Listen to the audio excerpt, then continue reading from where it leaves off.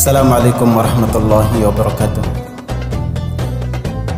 Alhamdulillahirabbil alamin, nahmaduhu wa nasta'inuhu wa nastaghfiruh wa na'udzu billahi min shururi anfusina wa min sayyiati a'malina. May yahdihillahu fala mudilla lahu wa may yudlil fala hadiya lahu. Asyhadu an la ilaha illallah wahdahu la syarika lahu wa asyhadu anna Muhammadan abduhu wa rasuluh sallallahu alaihi wa ala alihi wa ashabihi wa man tabi'ahum bi ihsanin ila yaumiddin. Qala Allahu azza wa jalla, ya ayyuhalladzina amanu taqullaha haqqa tuqatih wa la tamutunna illa wa antum muslimun. Ya ayyuhan nasu taqu rabbakum alladzi khalaqakum min nafsin wahidah wa khalaqa minha zawjaha wa batha minhuma rijalan katsiran wa nisaa wattaqullaha alladzi tasaaluna bihi wal arham innallaha kana 'alaikum raqiba.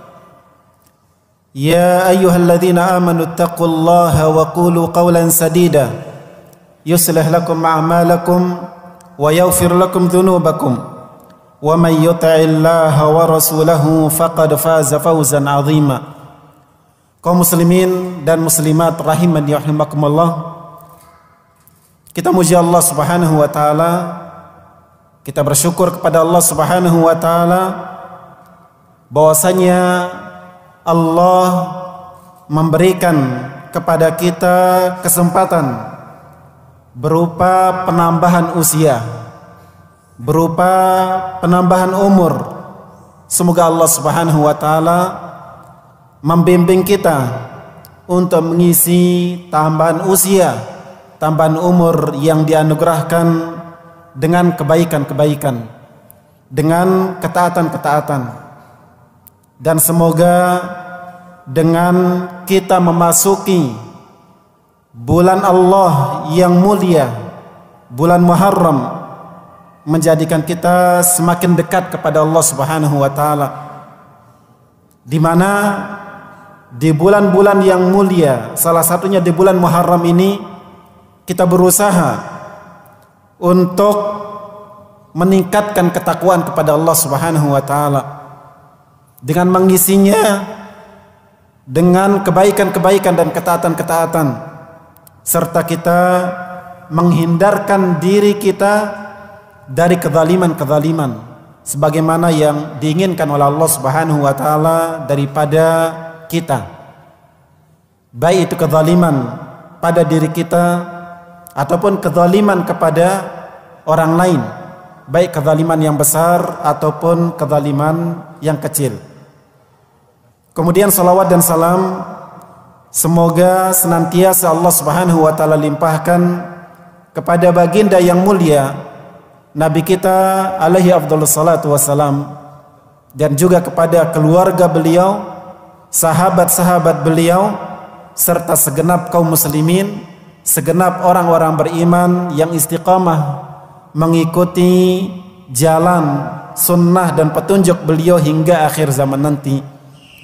Kaum muslimin rahimani wa rahimakumullah, pada malam yang kita mohon kepada Allah agar diberkahi ini, kita melanjutkan kembali membaca hadis-hadis yang dibawakan oleh Syekh Muhammad bin Abdul Wahhab di dalam kitab Ushulul Iman. Masih di bab yang pertama, bab mengenal Allah Subhanahu wa taala, di mana kita masih membaca hadis-hadis yang berkaitan tentang keagungan Allah Subhanahu wa taala serta mengenal luasnya rahmat Allah Subhanahu wa taala kepada kita, agar kita senantiasa berharap kepada Allah Subhanahu wa taala, berharap dengan rahmatnya, berharap dengan ampunannya, berharap dengan semua bentuk kasih sayang dan rahmatnya, serta diimbangi dengan rasa takut kepadanya, mengingat besarnya siksa Allah Subhanahu wa taala, mengingat dahsyatnya siksa Allah Subhanahu wa taala, bahwasanya antara kita dan api neraka hanya dipisahkan oleh kematian.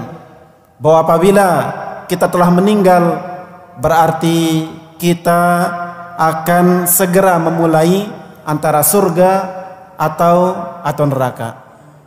Kaum muslimin rahimani rahimakumullah, kita akan baca hadis yang ke-16 dari kitab Ushulul Iman, yaitu hadis yang diriwayatkan oleh Imam Muslim an Jundubin radhiyallahu anhu marfu'an, dari sahabat Jundub radhiyallahu anhu. Hadis ini hadis marfu', artinya diucapkan oleh Rasulullah SAW, bahwasanya Jundub menisbahkannya kepada Rasulullah SAW. Qala rajulun, Rasulullah SAW dalam hadis ini menceritakan tentang dua orang di antara Bani Israel, yang mana salah satunya adalah orang yang sungguh-sungguh di dalam ibadah, sementara yang satunya lagi adalah orang yang banyak berbuat dosa, yang banyak jatuh dalam kemaksiatan kepada Allah Subhanahu wa taala. Terjadilah saling tanasuh di antara mereka. Nabi mengatakan, qala rajulun, seseorang telah berkata, yaitu salah seorang dari dua orang tadi, wallahi la yaghfirullahu li fulan.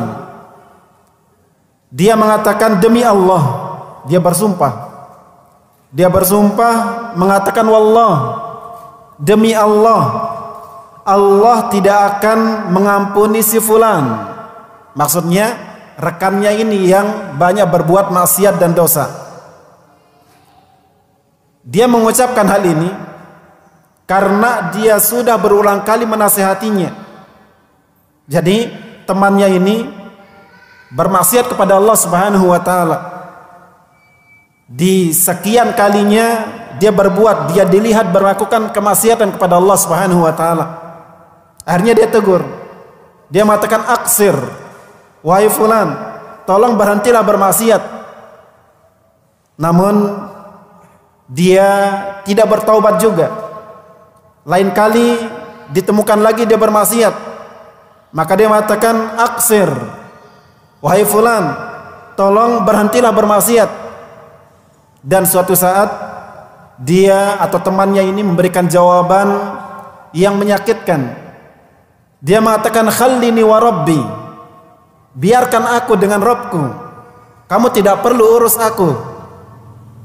Wahal bu'itha alayya raqiban, dia mengatakan, apakah engkau memang diutus untuk menjadi pengawas bagiku? Bukannya dia berterima kasih dengan nasihat dari saudaranya ini, justru dia mengata-ngatai temannya. Dia mengatakan, cukup biarkan aku dengan Rabbku, dan engkau tidaklah diutus sebagai pengawas bagiku. Akhirnya terlontarlah ucapan ini. Dia mengatakan, wallahi la yaghfirukallah, demi Allah, engkau tidak akan diampuni oleh Allah Subhanahu wa taala. Dia mengucapkannya karena cemburu dengan agama Allah, dan di saat yang sama karena dia sayang dengan temannya ini. Namun sepertinya kegigihannya atau semangatnya di dalam beribadah menjadikan dia memiliki rasa lebih baik daripada saudaranya ini. Seakan-akan dialah yang akan masuk surga, saudaranya ini tidak akan masuk surga. Dia mengatakan, wallah, demi Allah, Allah tidak akan mengampuni si fulan. Faqala Allah azza wa jalla, maka Allah azza wa jalla berfirman, ya, berfirman tentang dua orang ini. Allah berfirman, man dzalladzi yata'alla alayya an la aghfira li fulan. Siapa yang berani bersumpah kepadaku bahwa aku tidak akan mengampuni si fulan? Siapa yang bersumpah kepadaku bahwa aku tidak akan mengampuni si fulan? Jadi Di sini Allah Subhanahu wa taala mengingkari perbuatan orang yang bersumpah kepada Allah Subhanahu wa taala. Hadis ini juga dibawakan oleh Syekh di dalam kitab Tauhid di bab-bab yang terakhir. Larangan bersumpah kepada Allah Subhanahu wa taala. Ya. Inni qad ghafartu lahu. Sesungguhnya aku telah mengampuni dia. Telah mengampuni orang yang tadi banyak berbuat dosa. Wahbattu amalaka, sementara engkau amalmu telah aku batalkan, telah aku hapuskan. Ikhwani fiddin ma'asyarul muslimin rahimani rahimakumullah. Di dalam hadis ini diterangkan tentang luasnya ampunan Allah Azza wa Jalla, bahwa Allah Subhanahu wa taala Dia akan memberikan ampunan kepada siapa yang Dia kehendaki. Dan Allah Subhanahu wa taala Maha Kuasa. Allah perbuatannya tidak didikte oleh makhluknya. Allah dialah yang akan melakukan apa yang dikehendaki. Apa yang dikehendaki akan dia laksanakan, akan dia lakukan, dan apa yang tidak dia kehendaki tidak akan dia laksanakan. Dan tentunya perbuatan-perbuatan Allah Subhanahu wa taala tidak akan keluar dari sifat kebijaksanaannya. Perbuatan-perbuatan Allah Subhanahu wa taala tidak akan keluar dari sifat adilnya. Ikhwani fiddin ma'asyarul muslimin rahimakumullah. Di dalam hadis ini juga kita mendapatkan pelajaran bahwa kita tidak boleh putus asa dari rahmat Allah Subhanahu wa taala. Kendati pun kita melakukan dosa, seperti apapun banyak kita melakukan maksiat kepada Allah Subhanahu wa taala, sudah sekian lama apapun kita melanggar larangan-larangan Allah Subhanahu wa taala, kita tidak boleh berputus asa bahwa Allah Subhanahu wa taala Maha Pengampun, bahwa ampunan Allah dan taubatnya senantiasa terbuka. Bahkan Allah Subhanahu wa taala, seperti hadis yang pernah kita baca, membuka tangannya di siang hari agar bertaubat orang-orang yang berbuat dosa di malam hari. Allah menunggu hamba-hambanya untuk bertaubat. Dia membuka tangannya di malam hari agar orang-orang yang berbuat dosa di siang hari bertaubat kepadanya. Kita tidak boleh putus asa. Ketika kita telah berbuat dosa dan kita menyesalinya, segera bertaubat kepada Allah. Segera kembali kepada Allah Subhanahu wa taala, dan Allah akan mengabulkan taubat kita. Bahkan Allah Azza wa Jalla lebih bahagia, lebih senang kepada taubat hambanya daripada kebahagiaan seorang orang tua, seorang ibu kepada anaknya. Allah Subhanahu wa taala lebih berbahagia dengan taubat hambanya daripada hamba yang bahagia ketika menemukan untanya yang telah hilang, kendaraannya, hewan kendaraannya yang hilang, sementara dia ada di padang sahara yang tidak ada siapapun yang bisa menolongnya. Ikhwani fiddin ma'asyarul muslimin rahimakumullah. Demikian juga kita tidak boleh menjadikan orang berputus asa. Sebagaimana kita optimis pada diri kita, kita pun berusaha menjadikan orang lain untuk bersemangat, untuk optimis. Kita tidak boleh menjadikan orang berputus asa. Bahkan jika sampai bersumpah kepada Allah bahwa dia tidak akan masuk surga. Ikhwani fillah rahimakumullah. Jadi di dalam ucapan-ucapan kita harus kita jaga. Jangan sampai ada ucapan yang terlontarkan seakan-akan kita mendahului Allah Azza wa Jalla. Dan ini sering ketika dalam keseharian kita melihat orang yang banyak berbuat salah, berbuat dosa, kita mengatakan orang ini pantasnya masuk neraka. Orang ini tidak akan mendapatkan hidayah. Orang-orang seperti ini dia tidak akan mendapatkan hidayah.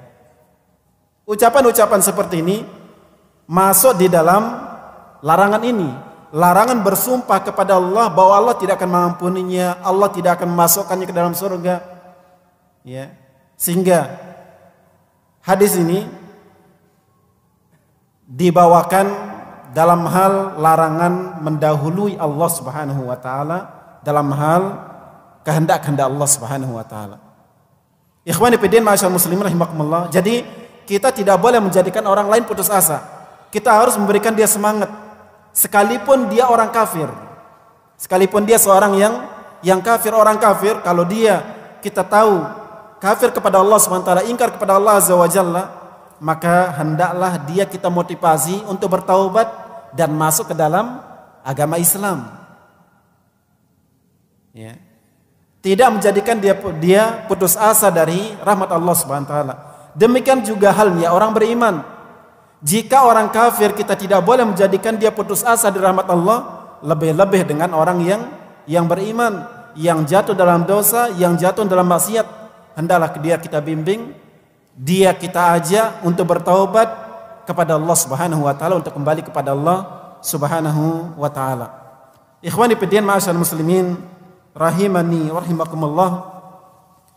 Di dalam hadis ini terdapat larangan bersumpah kepada Allah agar Allah menghalangi dari hambanya kebaikan-kebaikan. Misalnya bersumpah kepada Allah agar Allah tidak mengampuni si fulan. Bersumpah kepada Allah agar Allah tidak memasukkan si fulan ke dalam surga. Bersumpah kepada Allah bahwa si fulan akan dimasukkan ke dalam api neraka. Bersumpah kepada Allah bahwa si fulan tidak pantas mendapatkan hidayah. Adapun bersumpah kepada Allah Azza wa Jalla untuk menguatkan kebenaran yang kita sampaikan, wallah, kemudian kita sampaikan ucapan agar orang yang mendengarnya percaya dengan kebenaran yang kita sampaikan, maka ini jelas tidak mengapa. Termasuk juga bersumpah kepada Allah Azza wa Jalla agar Allah memberikan karunia kepada si fulan, bersumpah kepada Allah agar Allah berbuat baik kepada hamba-hambanya, bersumpah kepada Allah agar Allah menyembuhkan hambanya atau memberikan dia ampunan dan seterusnya, maka ini kata para ulama tidak mengapa. Sebagaimana Nabi kita SAW menyebutkan bahwa di antara hamba-hambanya ada hamba yang kalau dia bersumpah maka Allah akan wujudkan apa yang dia sumpahkan. Rasulullah SAW bersabda, "Inna min ibadillah man lau aqsama 'ala Allah la abarrah." Sungguh di antara hamba-hamba Allah ada orang yang kalau dia bersumpah kepada Allah, Allah akan wujudkan apa yang dia sebutkan dalam sumpahnya tersebut. Dan ini cara menggabungkan antara dua hadis ini. Hadis pertama tadi dan hadis yang kita baca sekarang adalah larangan bersumpah kepada Allah. Sementara di beberapa hadis disebutkan tentang sumpah kepada Allah, bahwa ada di antara hamba Allah kalau dia bersumpah kepada Allah, Allah wujudkan apa yang dia sebutkan dalam sumpahnya.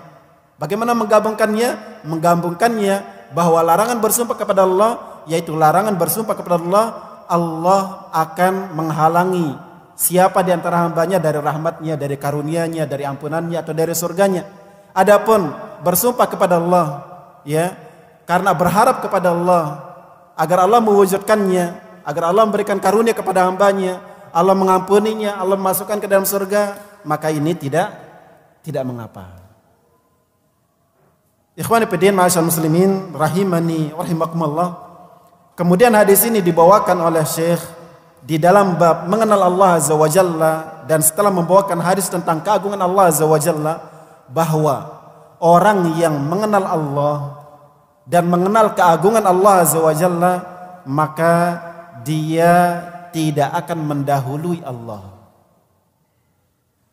Orang yang mengenal keagungan Allah, bahwa Allah berkehendak sesuai dengan yang dia kehendaki, dan tidak ada yang bisa mengalahkan kehendak Allah, tidak ada yang bisa menggugurkan kehendak Allah, maka dia tidak akan bersumpah kepada Allah agar Allah begini dan begini.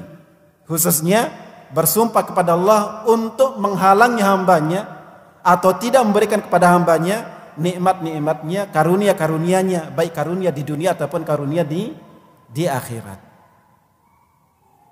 Kemudian ikhwani fillah rahimakumullah, setelahnya hadis yang ke-17.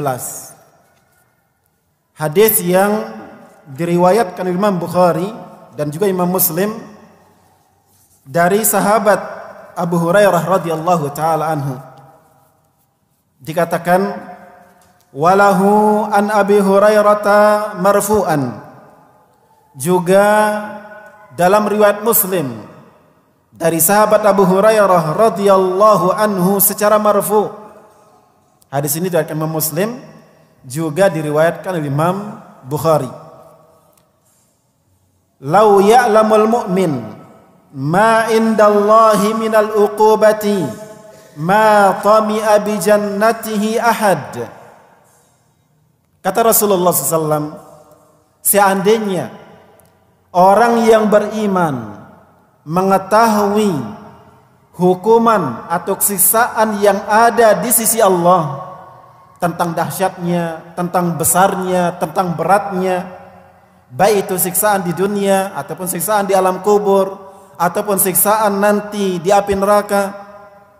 Seandainya orang yang beriman mengetahui siksaan yang ada di sisi Allah, ma tami'a bi jannatihi ahad, maka tidak akan ada seorang pun yang berharap dapat masuk surga Allah Subhanahu wa taala. Ya.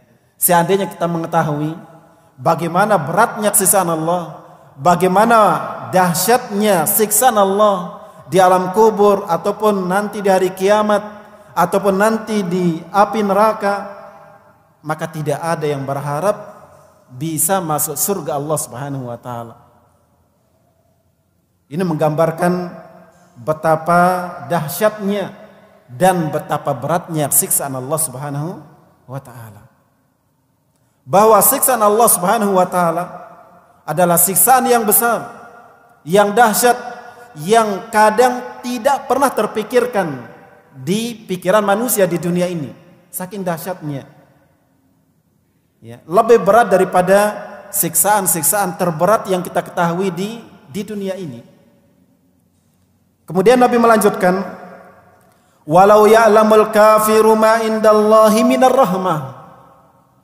Tapi sebaliknya, seorang yang kafir, seandainya dia mengetahui rahmat yang ada di sisi Allah, kasih sayang yang ada di sisi Allah, ma qanita min jannatihi ahadun, maka tidak akan berputus asa dari mendapatkan surga Allah seorang pun. Jadi seandainya kita mengetahui tentang beratnya siksaan Allah Azza wa Jalla, kita yakin atau kita merasa tidak mungkin lepas dari siksaan Allah Azza wa Jalla. Kita merasa tidak mungkin masuk ke dalam surga Allah Subhanahu wa taala. Tapi ketika kita melihat besarnya rahmat Allah Azza wa Jalla, maka seorang pun tidak ada yang putus asa, tidak ada yang pesimis untuk mendapatkan surga Allah Subhanahu wa taala. Maka ikhwani fillah rahimani wa rahimakumullah, di dalam perjalanan kita kepada Allah Azza wa Jalla, dan masing-masing kita hidup di dunia ini adalah berjalan kepada Allah. Kita dalam perjalanan menuju Allah Azza wa Jalla. Ada di antara kita yang sampainya lebih cepat, ada yang sampainya lebih belakang. Dan ada yang sampai kepada Allah dan dia mendapatkan kebaikan-kebaikan, mendapatkan ridha Allah. Ada yang sampai kepada Allah sementara Allah murka kepadanya. Semua kita berjalan kepada Allah Azza wa Jalla. Dalam perjalanan kita kepada Allah Azza wa Jalla harus berimbang antara rasa takut dan rasa harap kepada Allah Azza wa Jalla. Jadi di dalam kita menunaikan ibadah-ibadah kepada Allah Azza wa Jalla harus sama kuat antara rasa takut dengan rasa harap kepada Allah Azza wa Jalla. Dan para ulama menggambarkan dua hal ini sebagai sayap burung, bahwa rasa takut kepada Allah adalah satu di antara sayap kita, dan sayap kedua adalah harap kepadanya. Jadi ketika kita berjalan kepada Allah Azza wa Jalla harus seimbang antara takut dan harap. Jangan sampai kita menghadap kepada Allah, berjalan kepada Allah hanya bermodalkan rasa takut. Hanya bermodalkan rasa takut. Sebagaimana para dai, para pendidik, orang tua juga ketika mendidik anaknya harus seimbang antara memupuk dan menumbuhkan rasa takutnya kepada Allah dan juga rasa harapnya kepada Allah Subhanahu wa taala. Jadi tidak berjalan hanya dengan rasa takut saja, atau sebaliknya, jangan berjalan hanya dengan harap saja.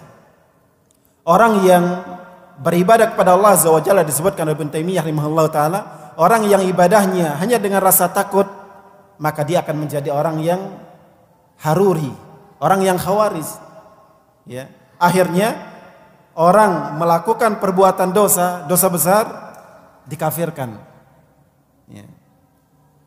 Dan orang yang sebaliknya, orang yang beribadah hanya dengan rasa harap saja, mengedepankan rasa harap, mengedepankan harapan kepada rahmat Allah Azza wa Jalla, maka dia akan menjadi orang yang murji'ah. Ya, dia tidak akan bersemangat untuk melakukan kebaikan-kebaikan. Dia akan bertumpu dan hanya mengandalkan kasih sayang Allah Subhanahu wa taala, sehingga akhirnya seperti orang-orang murji'ah, bahwasanya orang-orang yang atau imannya para sahabat sama saja dengan imannya pelaku maksiat dan dosa. Imannya Abu Bakar sama saja dengan imannya seorang pezina sekalipun, karena bagi mereka iman itu tidak bertambah, ya, disebabkan mereka hanya mengandalkan rahmat Allah Azza wa Jalla, mengedepankan sifat roja, sifat harap kepada Allah Subhanahu wa taala. Maka ikhwani fillah rahimakumullah, kita harus mengedepankan dua-duanya, harus sama-sama kuatnya, takut kepada Allah dan juga harap kepada Allah Azza wa Jalla. Takut kepada siksanya, harap kepada rahmat dan ampunannya. Ikhwani fillah ma'asyiral muslimin rahimakumullah. Kemudian kaitannya dengan masalah ini, bahwasanya kita wajib menyeimbangkan antara takut kita kepada Allah dan juga harap kita kepada Allah Azza wa Jalla. Syekh Muhammad bin Abdul Wahhab membawakan beberapa hadis setelahnya yang hal itu akan menumbuhkan atau melahirkan sifat seimbang antara rasa takut dan rasa harap kepada Allah Subhanahu wa taala. Di hadis yang ke-18 beliau mengatakan, walil Bukhari an Ibnu Mas'ud radhiyallahu anhu qala, diriwayatkan Imam Bukhari dari sahabat Ibnu Mas'ud radhiyallahu anhu, dia berkata, qala Rasulullah sallallahu alaihi wasallam, al jannatu aqrabu ila ahadikum min syiraki na'lihi wan naru mithlu dzalika. Rasulullah SAW bersabda, surga lebih dekat kepada salah seorang kalian daripada tali sandalnya, dan neraka pun juga demikian. Ikhwani fillah rahimakumullah, hadis ini mengajarkan kepada kita, memberikan pelajaran kepada kita bahwasanya surga dan neraka sangat dekat. Surga Allah sangat dekat, neraka Allah pun juga sangat dekat. Bahkan Nabi memisalkannya, surga dan neraka itu lebih dekat kepada kita daripada tali sendal kita. Sendal kita dia menempel, ya, menempel dengan kaki kita. Dan ternyata surga dan neraka lebih dekat dari hal itu. Ya, seperti yang disebutkan di awal, surga dan neraka dan dengan diri kita hanya dipisahkan oleh kematian. Jika kematian sudah datang, maka antara surga dan neraka. Sehingga ikhwani fillah rahimakumullah, Ini menjadikan kita hati-hati, menjadikan kita selalu mawas diri, selalu introspeksi diri, selalu memperbanyak ketaatan-ketaatan, memperbanyak kebaikan-kebaikan, dan kita tidak pernah menyepelekan satu kebaikan pun. Dan kita pun juga selalu takut untuk melakukan maksiat dan dosa, sekecil apapun dosa dan maksiat itu, sehingga kita tidak pernah menggampangkan perbuatan dosa. Ikhwani fillah rahimakumullah, disebutkan di dalam hadis bahwasanya dahulu ada dua orang yang melewati sebuah kampung. Kampung tersebut dia memiliki sebuah berhala, dan tidak boleh ada yang lewat di perkampungan tersebut kecuali dia memberikan sesembahan atau dia menyembelih korban, menyembelih hewan yang dia berikan kepada hewan tersebut atau kepada berhala tersebut. Maka lewatlah orang yang pertama, lalu mereka mengatakan, qarrib, berikan sembelihan ya untuk berhala ini. Maka dia mengatakan, saya tidak punya sesuatu apapun yang bisa saya sembelih. Maka para penghuni penduduk kampung tersebut mengatakan, qarrib walau dzubabah, sembelih walaupun hanya seekor lalat. Maka dia tanpa pikir panjang, dia pun menyembelih seekor lalat. Pada khalannar, akhirnya hanya dengan seekor lalat itu dia masuk ke dalam api neraka. Lalu datang orang yang kedua, dan mereka pun mengatakan, qarrib, sembelihlah, berikan korban. Dia mengatakan, saya tidak akan berkorban apapun kepada selain Allah Subhanahu wa taala, walaupun seekor lalat. Akhirnya mereka pun membunuhnya, wa dakhala al-jannah, dan ujungnya dia masuk surga. Dan kita mengetahui beberapa keutamaan zikir ya, tentang zikir la ilaha illallah. Siapa yang kalimat terakhirnya sebelum dia meninggal adalah kalimat la ilaha illallah, pasti masuk surga. Barang siapa yang setiap selesai salat fardu, 5 salat fardu dalam sehari semalam, dan dia membaca ayat kursi, maka tidak ada, kata Nabi SAW, tidak ada yang menghalangi dia dengan surga kecuali kematian. Kalau dia merutinkan ayat kursi setiap selesai salat fardu, maka tidak ada yang menghalangi dia dari surga Allah Subhanahu wa taala kecuali kematian. Artinya kalau dia mati berarti masuk surga. Jadi surga itu sangat dekat, sebagaimana api neraka pun juga sangat dekat. Ikhwani fillah ma'asyiral muslimin rahimani wa rahimakumullah.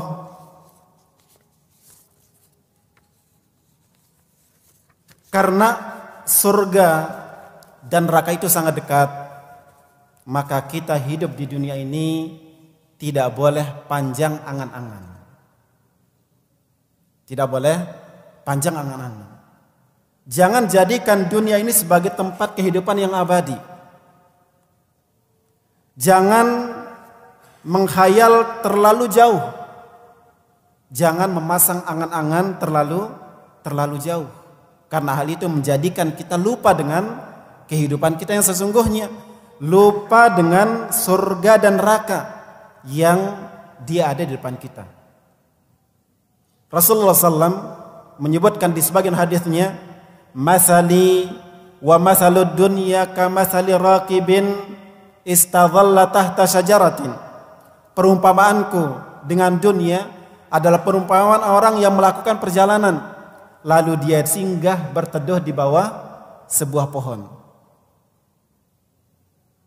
Ketika dia singgah berteduh di bawah pohon tersebut, apakah dia akan diam selamanya di sana? Tidak. Nabi mengatakan, summa raha wa tarakaha. Kemudian dia pasti akan meninggalkan pohon tersebut. kita pasti akan meninggalkan dunia ini. Dan ketika kita sudah meninggal dunia, maka kita telah memasuki alam akhirat. Dan alam kubur kita adalah awal dari surga atau neraka kita. Kubur yang kita dikuburkan di dalamnya antara menjadi taman di antara taman-taman surga atau menjadi kubangan di antara kubangan-kubangan api neraka. Ketika kita ada di dalam alam kubur kita dan kita adalah orang yang pantas mendapatkan surga Allah Azza wa Jalla, dan kita memohon hal yang demikian itu, maka sejak kita di alam kubur kita telah sampai kepada kita sebagian di antara nikmat-nikmat surga. Orang-orang yang baik, orang-orang yang pantas mendapatkan surga Allah, di dalam surganya dia akan mendapatkan aroma dan anginnya surga. Dibukakan kepadanya di alam kuburnya pintu, sehingga sebagian di antara nikmat surga itu sampai kepadanya. Sebaliknya, orang yang buruk, orang yang jahat, orang yang fasik kepada Allah Azza wa Jalla, berdosa kepada Allah Azza wa Jalla, ketika dia di alam kuburnya, sebagian di antara siksa api neraka sampai juga kepadanya. Sehingga siapa yang berbahagia dalam kuburnya, maka setelahnya dia akan lebih bahagia. Dan siapa yang sengsara di alam kuburnya, maka setelahnya dia akan lebih sengsara lagi. Ikhwani fillah rahimakumullah. Kemudian hadis berikutnya, hadis yang ke-19. Wa an Abi Hurairah radhiyallahu anhu marfu'an. Dari Abu Hurairah radhiyallahu anhu, dia meriwayatkan secara marfu', anna imra'atan baghiyan, bahwa ada seorang wanita pezina. Imra'atun baghiyun, tidak dikatakan imra'atun baghiyatun, ya, karena baghi itu untuk perempuan. Anna imra'atan baghiyatan, bahwasanya seorang perempuan pezina, ra'at kalban fi yaumin har, ketika dia sedang berjalan, dan perempuan ini kesehariannya adalah sebagai pezina. Ketika dia sedang berjalan di sebuah jalan di hari yang sangat panas, di bawah terik matahari, yutifu bibi'rin, ra'at kalban fi yaumin harin yutifu bibi'rin. Dia melihat seekor anjing yang menjulurkan mengelilingi sumur. Anjing ini tidak bisa turun ke dalam sumur, dia hanya bisa mengelilinginya. Qad adla lisanahu minal atash, dia menjulurkan lidahnya karena saking hausnya. Di sebagian riwayat dikatakan dia menjilat tanah saking kehausannya. Fanaza'at muqaha faghufira laha. Perempuan ini muncul iba kepada anjing yang kehausan ini. Maka dengan niat yang tulus, tidak ada riya, tidak ada sum'ah di dalamnya, dengan penuh ikhlas kepada Allah Azza wa Jalla, dia lepas sepatunya, lalu dia turun ke dalam sumur itu, lalu naik dengan susah payah, sepatunya dia gigit dengan mulutnya, lalu dia berikan minum kepada anjing yang sedang kehausan tadi. Faghufira laha, lalu dengan sebab amal ini dia pun diampuni oleh Allah Subhanahu wa taala. Maka ikhwani fillah rahimakumullah, surga Allah sangat dekat. Surga Allah untuk meraihnya dimudahkan oleh Allah Subhanahu wa taala. Di sebagian hadis disebutkan tentang laki-laki Bani Israel yang lewat di sebuah jalan. Lalu di jalan tersebut dia menemukan sebuah ranting yang mengganggu jalan lalu lalang manusia. Maka dia pun mengambil ranting tersebut, ya, dengan niat agar tidak mengganggu orang lain, agar ranting itu tidak mengganggu orang yang lalu lalang. Dia melakukannya penuh ikhlas. Dengan sebab dia membuang ranting tersebut, Allah merahmatinya dan Allah memasukkan ke dalam surga. Sehingga ikhwan fillah rahimakumullah, jangan pernah kita menganggap sepele sebuah amal ketaatan, walaupun kita dan juga manusia semua menganggapnya kecil. Karena bisa jadi itu yang akan menjadi sebab kita mendapatkan rahmat Allah, dan itu yang menjadi sebab kita masuk surga Allah Subhanahu wa taala. Dan sebaliknya pun demikian kaum muslimin rahimakumullah, kita tidak boleh menggampangkan sebuah kemaksiatan sekecil apapun itu. Bila ada seorang perempuan yang masuk surga karena memberi seekor anjing, padahal dia adalah perempuan pezina, pelaku dosa besar yang keji lagi, lalu yang dia tolong berupa hewan yang kita diperintahkan, sebagiannya diperintahkan untuk membunuhnya, ternyata bisa memasukkan ke dalam surga. Sebaliknya, kadang maksiat yang kecil ketika digampangkan, ketika dilakukan tanpa takut kepada Allah Azza wa Jalla, bisa menjadi sebab masuk ke dalam api neraka. Ya. Dan ini yang disebutkan di dalam hadis berikutnya, di hadis yang ke-20.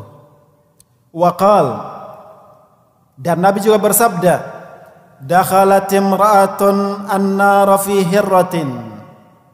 Ada seorang perempuan yang masuk ke dalam neraka disebabkan karena seekor kucing. Ya. Rabatatha, disebabkan karena dia mengikatnya. Dia mengikat kucing tersebut. Falam tut'imha walam tada'ha ta'kulu min khashasil ard.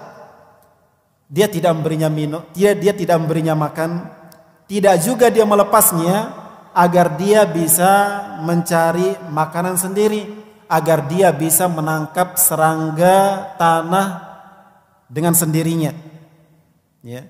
Dia kurung, dia tahan kucing tersebut, tidak dia beri makan, tidak juga dia lepas agar dia bisa makan sendiri.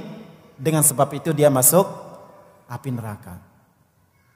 Qala Az-Zuhri rahimahullahu taala, Al-Imam Az-Zuhri Muhammad bin Syihab Az-Zuhri rahimahullahu taala mengatakan, hiya li alla yattakila ahadun wala yai'asa ahadun. Nabi membawakan hadis ini, hadis pertama dan hadis kedua, agar tidak ada orang yang bertumpu kepada amalnya dan agar tidak ada orang yang berputus asa. Kita tidak boleh bertumpu dengan amal kita.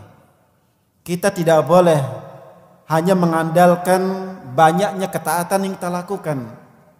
Karena sebenarnya kita masuk surga bukan karena amal kita. Kita masuk surga disebabkan karena rahmat Allah Subhanahu wa taala. Tapi bukan berarti kemudian kita meninggalkan amal. Karena amal soleh itulah yang akan mendatangkan rahmat Allah. Ya. Dan bisa jadi amal soleh itu adalah amal soleh yang kecil, sehingga kita tidak boleh menyepelekan sekecil apapun amal soleh. Sebagaimana juga ikhwan fillah rahimakumullah, ketika kita melakukan maksiat dan dosa, maka kita tidak boleh berputus asa dari rahmat Allah. Ketika kita tahu diri kita berbuat dosa, ketika kita tahu diri kita banyak berbuat maksiat, ketahuilah bahwasannya Rabb kita Maha Rahim. Rabb kita rahmatnya luas. Rabb kita rahmatnya kepada orang-orang beriman sejak di dunia sampai nanti di akhirat. Kita tidak boleh putus asa, segera kita kembali kepada Allah Azza wa Jalla, segera kita bertaubat kepada Allah Azza wa Jalla. Allah yang merintahkan kita untuk mohon ampun, Allah juga yang menjanjikan pengampunan. Allah yang mengajak kita untuk bertaubat kepadanya, Allah juga yang menjanjikan bahwa Dia pasti akan menerima taubat kita. Ikhwani fillah rahimakumullah, maka demikian pembahasan kita pada malam hari ini, yaitu agar kita mengagungkan Allah Azza wa Jalla dengan seagung-agungnya atau dengan sebenar-benarnya. Di antara bentuk pengagungan kita adalah kita tidak mendahului Allah, tidak mendahului kehendak Allah, tidak bersumpah kepada Allah agar Allah menghalangi sebagian dan hambanya dari karunia-karunia-Nya, dari rahmat-Nya. Dan termasuk mengagungkan Allah Azza wa Jalla adalah kita takut kepadanya. Dan ketika kita juga mengenal Allah Maha Rahim, Maha Pengampun, maka kita tidak akan berputus asa. Kita tidak akan pesimis untuk mendapatkan rahmat dan kasih sayang Allah Azza wa Jalla. Dan agar kita senantiasa ingat bahwasanya surga Allah dekat dan bahwa neraka Allah pun juga dekat. Sehingga kita selalu mawas diri, selalu introspeksi diri, selalu menjaga ketaatan-ketaatan dan meninggalkan perbuatan-perbuatan maksiat kepada Allah Subhanahu wa taala. Semoga Allah Azza wa Jalla membimbing kita semua. Semoga Allah Azza wa Jalla memberikan kemudahan kepada kita untuk melakukan ketaatan-ketaatan dan meninggalkan perbuatan-perbuatan maksiat. Sesungguhnya tidak ada yang mudah kecuali apa yang dimudahkan oleh Allah Azza wa Jalla, dan sesuatu yang sulit akan menjadi mudah apabila Allah Azza wa Jalla berkehendak untuk memudahkannya. Wa sallallahu ala nabiyina Muhammad wa akhiru da'wana alhamdulillahirabbil alamin. Wassalamualaikum warahmatullahi wabarakatuh.